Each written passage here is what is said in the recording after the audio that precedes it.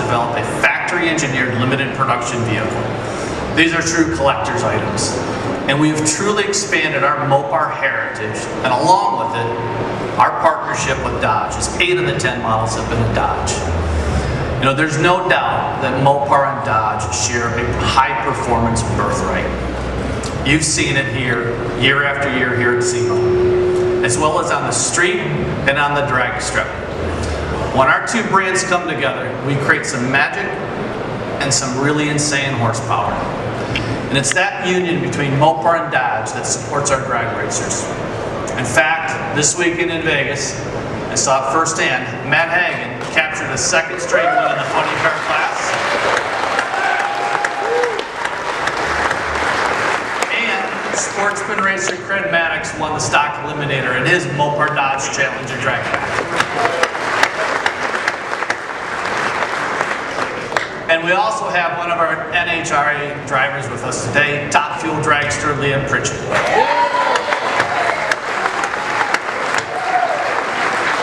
Leah knows firsthand the results of what a combined Mopar and Dodge team can do and deliver. And true to that core, we have a passion for producing cars and trucks that scream for attention. We've built a reputation, a great one, I might add, of bringing you special packages and mining gems from our rich history. And today is no different. What's under this cover is special. And we wanted to unleash it here at SEMA, home of the most obsessed fans on earth.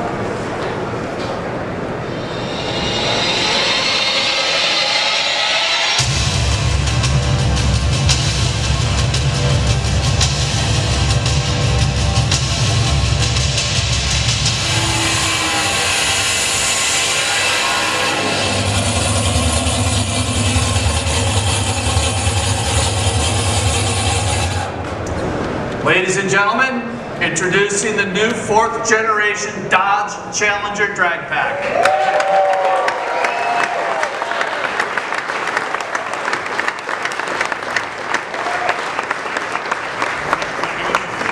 The Challenger drag pack is our track-only, purpose-built drag car, representing our continued commitment to keeping sportsman drag racers competitive.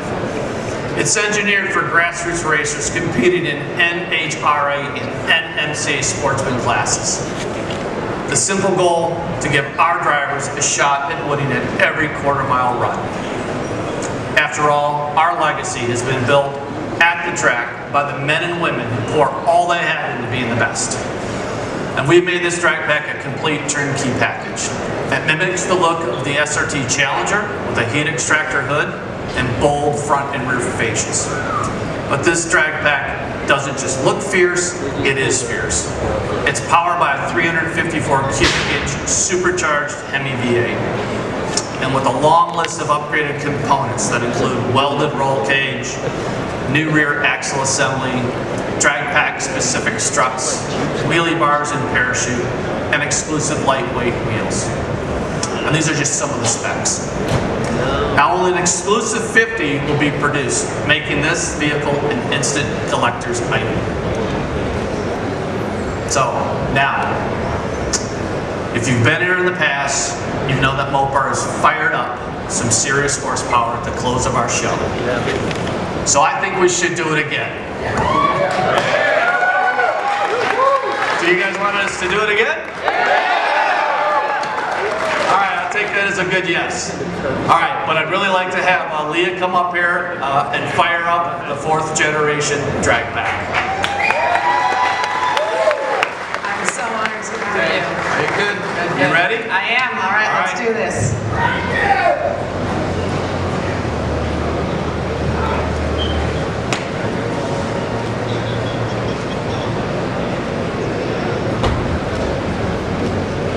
All right, now I'm going to need a little crowd participation to make this work really well. So, first thing is get ready.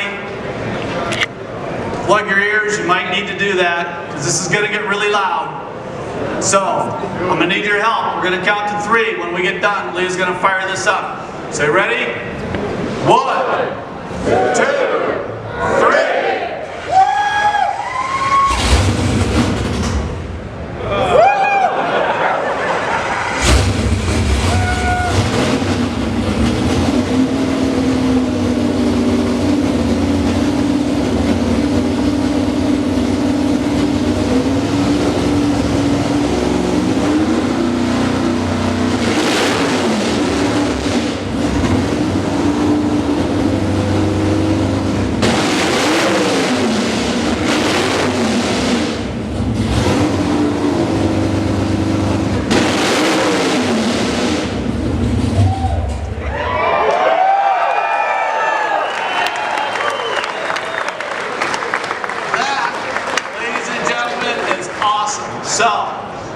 you come over here? Leah, I want to say thank you.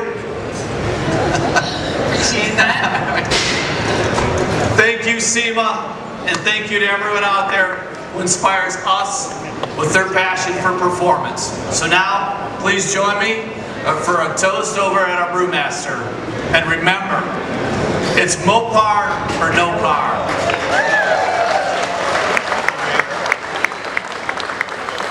So what's the takeaway from this? Dodge kept a lot of the important information close to the chest. There's a lot of reason behind that. There's NHRA factory stock events coming up. Totally get it. You do not want to let your competitors know what you got coming. But they did release a lot of information, and these are all the important ones. So what we do know is that Dodge is going to only release 50 of these. Limited quantities are very common when you have a production race car that's going to be in like the factory stock racing environment, like NHRA, stuff like that.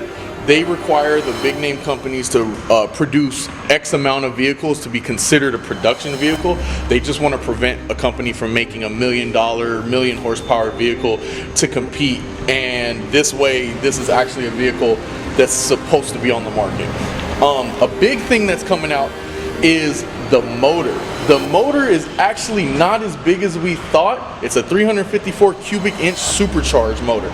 It's going to be expected to put out in between 1,000 to 1,500 horsepower. That's all speculations. None of it is from Dodge.